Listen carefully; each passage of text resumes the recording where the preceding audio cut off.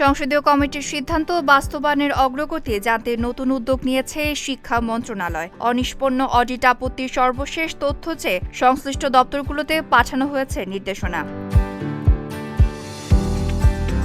মাধ্যমিক উচ্চশিক্ষা বিভাগের নির্দেশনা, বিশ্ববিদ্যালয় মঞ্জুরি কমিশন, মাউসি এনসিটিবি, শিক্ষার প্রকৌশল অধিদপ্তর এবং দেশের সব শিক্ষা বোর্ড সহ সংশ্লিষ্ট দপ্তরগুলোতে পাঠানো হয়েছে। নির্ধারিত ছক অনুযায়ী ৬ আগস্টের মধ্যে এসব তথ্য জমা দিতে বলা হয়েছে। ফুডেলা একটি নাবিল পণ্য। মন্ত্রণালয় জানিয়েছে, একাদশ জাতীয় সংসদের সরকারি হিসাব সম্পর্কিত স্থায়ী কমিটির বিভিন্ন বৈঠকে আলোচিত হলেও এখনও অনিষ্পন্ন থাকা অডিট আপত্তিগুলোর অগ্রগতি সংগ্রহ করা হচ্ছে। পরে শিক্ষা অধিদপ্তরের মাধ্যমে এসব তথ্য কম্পট্রোলার অ্যান্ড অডিটর জেনারেলের কার্যালয়ে পাঠানো হবে। সেখান থেকে ফলো আপ প্রতিবেদন জাতীয় সংসদে উপস্থাপন করা হবে।